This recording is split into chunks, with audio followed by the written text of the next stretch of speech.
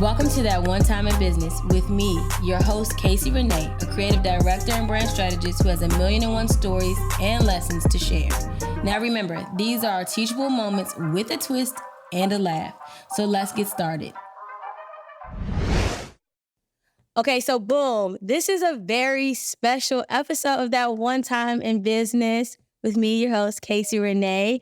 I have Mucahit, the CEO and co-founder of Artboard.Studio. And if y'all don't know what Artboard.Studio is, there's a commercial that flows through this podcast about how great this platform is for designers, creatives, corporate, small business, entrepreneurs. I feel like I can just go on and on about taking your designs to the next level by mocking it up, by scaling it. They also have animation. They have so many new features that, okay, just listen to the commercial, get the code, and just see it for yourself. But I want to just dive right in. We're not even going to waste no time. So first of all, thank you so much for joining me on this podcast.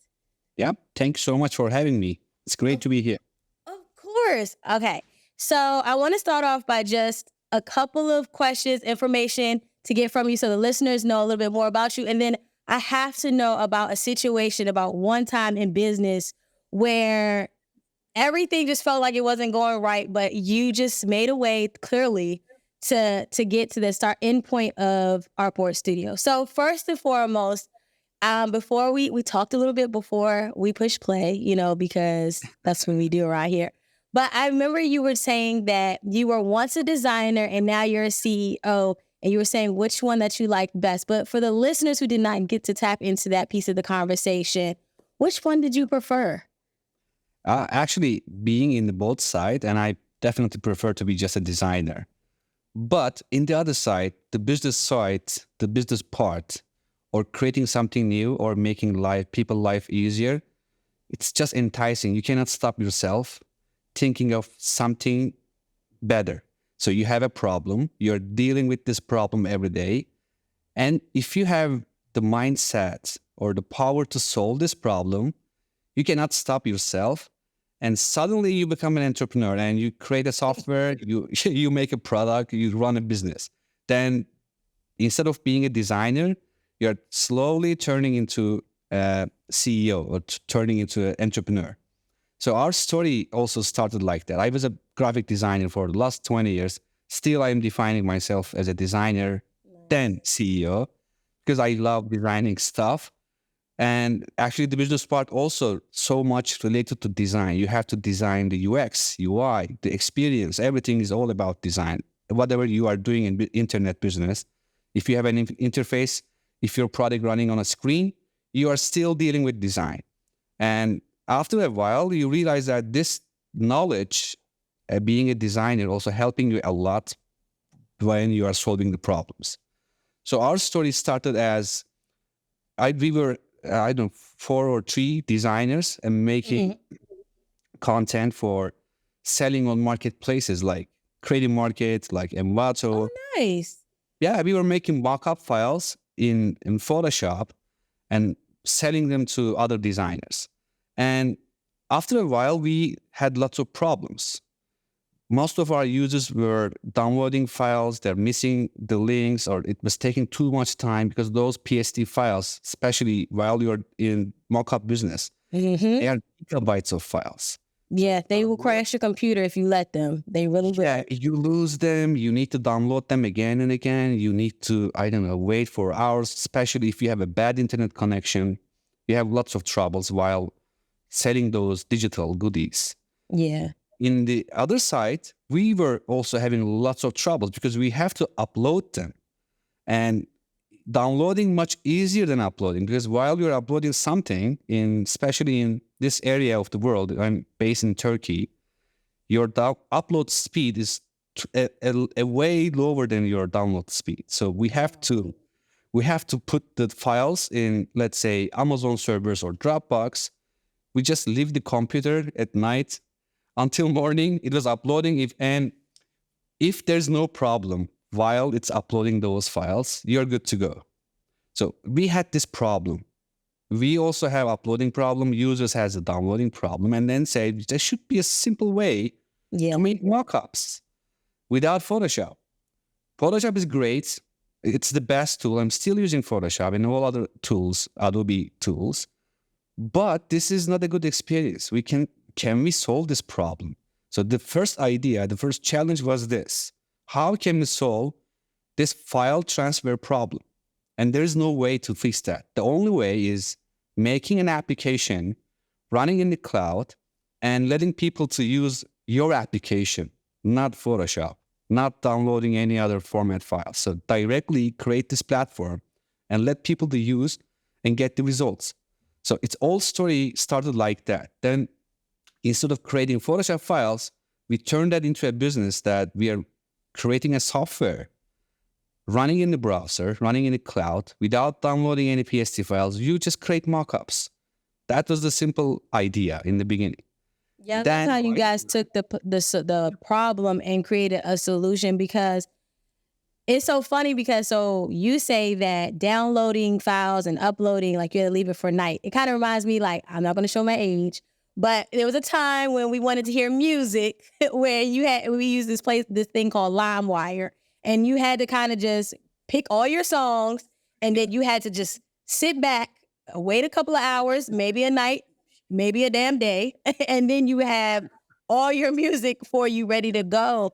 But it's just like, that times are changing, and it's really important, especially when you have servers that were like Creative Market who think that they're like the end all be all for that, where you're still seeing problems and you're still gaining solutions from them that also not try to knock them out, but work alongside them. Because one really good thing that I love most about Artboard.Studio is that I noticed that when I first was a user, I could export it to a PSD. So before I knew the real capabilities, and I was just a new user, and I was like, okay, what is this? I was like, oh, I have this option where I can take this in Photoshop as well. I was like, oh, say less. I'm signing up. So I think that you guys taking on that problem and turning the solution. So you said it was 4 of you guys. So how did you guys structure that? Like, who was going to do what? Because going from a solo entrepreneur or a one-man band to a group,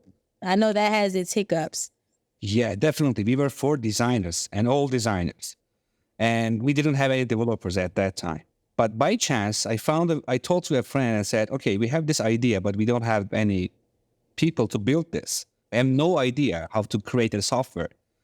I know a little bit of HTML and CSS, but it's not going to solve that problem because you need a professional developer to build this. Then this friend also find another friend, and he said, okay, there's this guy. He's really talented. Just have a conversation and see what's going on. Then we just met with our CTO, current CTO right now. And he was also living in Istanbul at that time. Now he's in Toronto. Then we said, okay, we got this content, lots of mockups. We got this user base, many people downloading those files. Can you create something that people don't need to download anything? He said, no way. It's impossible. Then we said, oh, there is this tool. There is Canva. It's running on cloud. It's running on browser. There should be a way. But at that time, the technology, especially the browser, was not that advanced. So making mockups was almost impossible. Yeah. Then we said, instead of putting your design on a mockup item, can you just move things around? So like, let's say you have something on your composition, you want to move things around. There's a flower, you want to rotate, scale. And he said, yeah, that's possible because there are some libraries doing this in browser with JavaScript. We started like that. The first version of Artboard.Studio was not able to place your design. The purpose was making mockups, but you just move the stuff around. And then by the time, with that passion and with that, the CTO also, we were really aligned, same-minded people. He was also the designer. He had a design experience before because he was making websites by himself. And he started to understand what we need to create this product. Then somehow he worked hard, cracked something, found something, learned something, and finally he managed to put this design on a mock-up item, on an iPhone screen, on a bottle. But there was another problem because it was all flat. Let's say you have a bottle, it has a curve, it has a cylinder shape, But in our application, it was just showing you a flat paper. It was not realistic. And it took almost 6 to 7 months to solve this problem. We somehow invented something in the browser that can drop this design realistically on any item. So kind of at the same time, we were creating content. At the same time, we were inventing something which didn't exist at that time. Still, Artboard.Studio is kind of the best in giving you realistic results for markup. Because we work hard and we research a lot, and finally we found a way to give users a realistic results. Then the second thing happened, and we just put this on product hunt. And, okay, we have this product now. It's all kind of ready. It's called MVP, minimal viable product. So you just put it on the market and wait for feedback for other people, for your users. We already emailed to our current or old PSD customers, and we also put it on product hunt. Then in one day, in the morning, we just woke up because of the time difference in US and Turkey.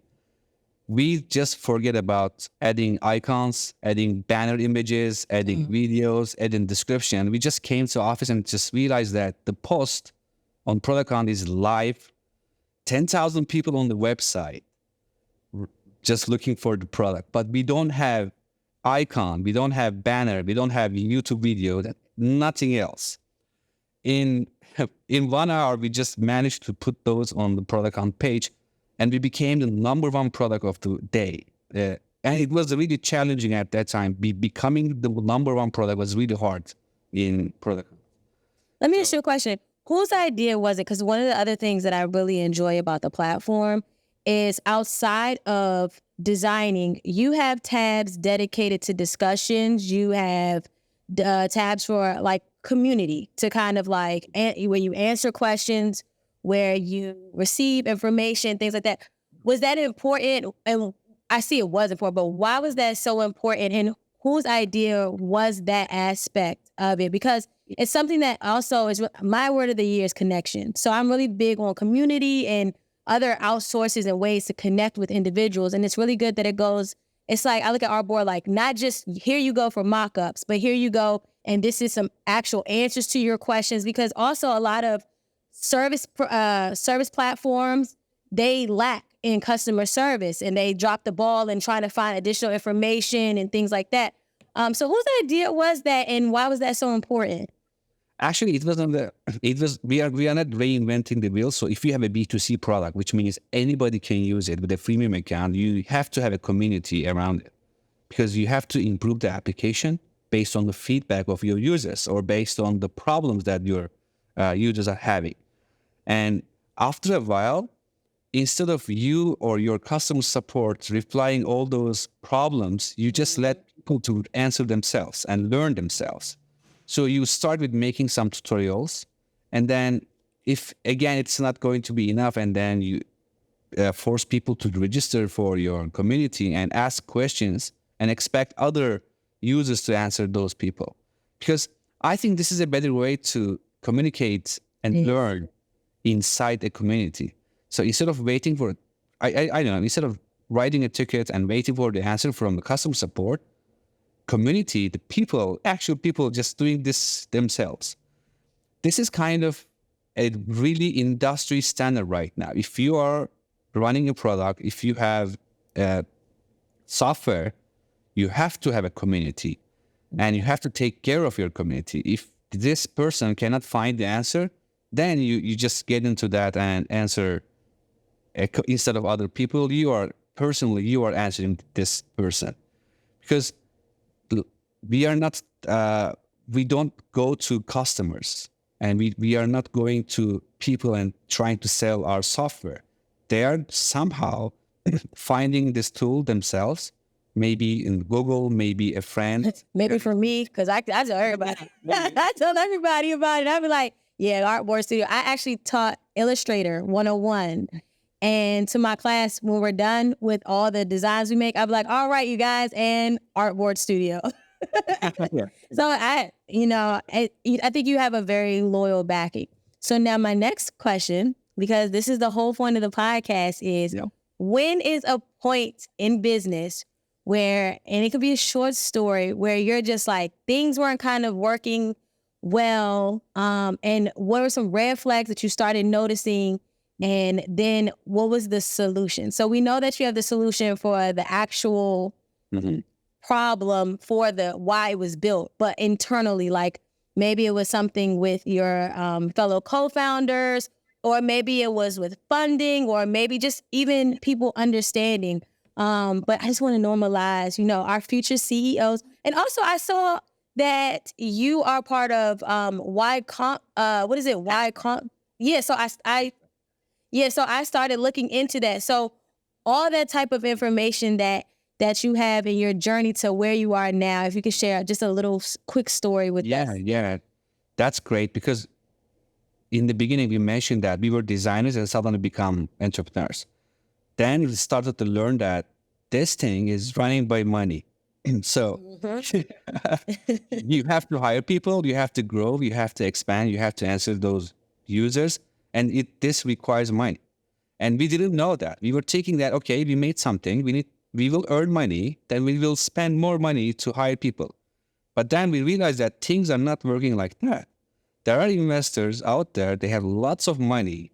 It's giving you that money and getting some shares from your company. And instead of you are building that income, suddenly you have money that you can only earn in, 1 year. So this gives you the power to speed up the things. And instead of waiting for earning money and hiring people, you suddenly have amount of money that you can do this freely, and you can try, you can learn, you can experience. So this thing is all started with applying to Y Combinator, actually. We went to Mountain View in Silicon Valley, and we made interviews with them, but they rejected us because they said, oh, this tool is great, but it's not going to grow $1 billion company. We said, what? You're saying billion? Little did they know. We are not planning to $1 billion company, because we were thinking small at that time. But they were expecting you to say, how you become $1 billion company in 3 years? We say, okay, to become $1 billion company, you need this amount of user, this amount of income. Well, this is not possible. But that was the first mistake. You have to have a plan to become $1 billion, or they say unicorn company. Somehow you have to have this imagination. You have to see yourself, this company is going to have millions of users and millions of dollars income. So investors expecting you to say that. So the main question was that even if you don't believe you can make $1 billion company, how can you become $1 billion company? By a chance? No way. You need a plan, you need people, you need mentors, and you need some money. Yes. But first you have to believe in yourself. I can make it $1 billion. They just rejected our application because we didn't believe in that we can make $1 billion company. We learned that you have to believe in yourself. And there are so many people in the world, any business can make $1 billion company. So that's how VCs or investors are looking at you. Then we applied for 500 startups, which is the second best incubator. They call this incubator. Yeah. Then we applied for Techstars, and finally we made it with Techstars in Canada. So basically, you have a business plan, you have a solid and working application, and you're just telling them, hey, I have this application, I'm earning this amount of money right now, but if you give me this money, I can make it 10 times more or 100 times more based on your plan. So they gave you money, they get some shares from your company. Then this is called pre-seed money. So it's the first thing that you get into VC's world or investors' world. Then you start looking for bigger rounds. For that, you have to grow your company. So you get the first money, a small amount of money. Then you just try to prove that you can grow this company even with that small money. Then you go for a bigger check size. And you're saying that, hey, the other investor, I made this with this small check size. I made it grow. I'm growing 10% a month. Now, give you more money. I'm going to make it more. So this is how investment or how startup world works actually. But for that, you have to be sure your product is growing, your users are happy, and you have a solid business plan to reach $1 billion company. I think that's really good for us to hear because like I'm in the middle of a pivot myself. So I'm a brand designer, a graphic designer. And one thing that I can attest to is how you said, I love to design. I love it. But there's times where I have to work on my business and not in the business. So like we're creating a subscription model where we now design for companies, and our platform is that we're kind of getting rid of the HR hassle, no benefits, no insurance, but you can still get the things that you need.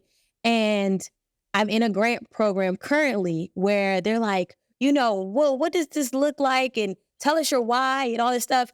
And in my mind, I'm like, the why is because I want to design the things that people stay up at night thinking of for their brands. But I also learned that you have to sell it just like no one knows what you're thinking. So you have to sell it that way. And it's a air of confidence that you have to exude because the numbers can always change on paper. But if you're confident in it, and it's like the Netflix movie like Inventing Anna, she just knew she could do it, and the numbers would change to her favor. And I'm starting to learn in this CEO role that I'm in for my company that if you have to have you have to manifest things and let people buy into your dream. You can't sell anybody your dream. You just have to just exude it and everything else will come. And I think that's really important, especially for the entrepreneurs and the creative business owners that are listening to this, because sometimes we get really in our mind and we're like, the numbers that are on paper are that defines us and that defines how far we can go. When in reality, it's like you said, your mindset. And if you know this is solving that problem and you're sure and you eat, live and breathe it, then people will buy into that as a whole. So I really like that piece of information, and I hope that it really, it resonates with our listeners because it's Definitely. And many times you think that I cannot do that. I'm not a business person. No, it's not that hard. You have to be patient and you have to be eager to learn lots of stuff. Once we get into Techstars, people were just talking with jargons like MRR, ARR, ROI. I had no idea what they are talking about. I'm a designer. Taught me PhDs, AI, Illustrator, pen tool, vectors. I have no idea what this MRR is. I had to Google sometimes while inside a meeting. I had to Google on the other side, what is MRR? It's multi-recurring revenue. Oh, why they don't say that? Why do you say what it is? But because you are a designer, but the same applies for them too. If you say them vector, what they understand? What do they understand? They don't understand what are you talking about? This is the same thing, but the business part is definitely you can easily learn. And there are some simple rules. If you just learn them, you can run any business. But the most important thing is the passion and the problem you're solving. You have to be sure, I am solving this problem, and is this problem is big enough? Is this enough people in the world having this problem, which going to pay me money? So this is how business side is all about. Other than that, let's say you just grow the company, it's everything going great. You just hire someone who knows better than you. Hire a CTO, CFO, a financial person will, run this part of the business and just keep creating. But jumping into business is not that hard. You need to know a little bit of marketing, a little bit of maybe content creation. I don't mean just designing. You also need to know how to create a website, how to send an email. Nowadays, that ChatGPT, you can write. Yeah. There's framework now. You just type a prompt and it gives you a website, a landing page. So things are so easy right now to run a business because everything, there is a SaaS company for everything you need. You need to get payment, there is Stripe. You need to make a website, there's Webflow. You need to send emails, there's MailChimp. But think of 15 years ago, If you want to start a business, start a SaaS business, you have to do everything yourself. Now you just connect Amazon to your servers, and suddenly you have a website, you have an application, there are lots of ready-made stuff. So it's much easier. In the other side, there's more competition. All you need to do is just being better than others. Because everybody can create a website, everybody can send emails, everybody can create, products. But then the competition coming to that part is, which is better? Which experience is better? And I believe the money is the last thing people consider while buying a service or a software. Because if you are really solving their problem better than others, they don't care about money. I agree. Now, our price is, more expensive than Canva, sometimes more expensive than Adobe products. We don't say we are more expensive, we are better. No, we are solving another problem. We are not competing, actually, because the market is so big, especially in the creative industry, so huge. There is there's a percentage for everyone who want to build a business, who want to build a software. Nowadays, every day, a new AI tool just coming out on product account. Every day you receive lots of emails. AI image generator, AI text generator, AI video generator. Mm-hmm. There are tons of them, and it's so easy to build them. It's not that impossible because there are lots of APIs. You just copy and paste some piece of code. You can easily create an MVP to start and see people reaction. Are people interested in? Are people buying, or are people spending more time on my application? Then you can slowly improve the experience. That's it. I love that. Mucahit, this is amazing. I thank you. Thank you. I thank you. Especially, again, from somebody who's stepping foot into the life that they imagined or they dreamed of. I really appreciate this conversation. And I know for a fact that my listeners will as well. So for everybody, again, Artboard.Studio, you have to take a look at the platform. It is a great platform, especially, again, for creative entrepreneurs, business owners. Their new features of resizing. They have tables where you can implement information. It changes colors. It does all of the things. This program is really taking off. And on top of that, I noticed that this platform or program, it's not stopping. Like, it's always an update. I will log on and be like, you want another update? I'll be like, well, Artboard, you just gave me an update yesterday, but of course I will take another update. So I really love that about the program. And I thank you so much for being a guest on that One Time in Business podcast. Thank you so much for having me again. It was a great time for me. Thank you. So did you enjoy the gems I dropped today or feel normalized after you push play? Well, feel free to like, subscribe, and share that One Time in Business with me, your host, Casey Renee. Now remember, we are all in this crazy shit together.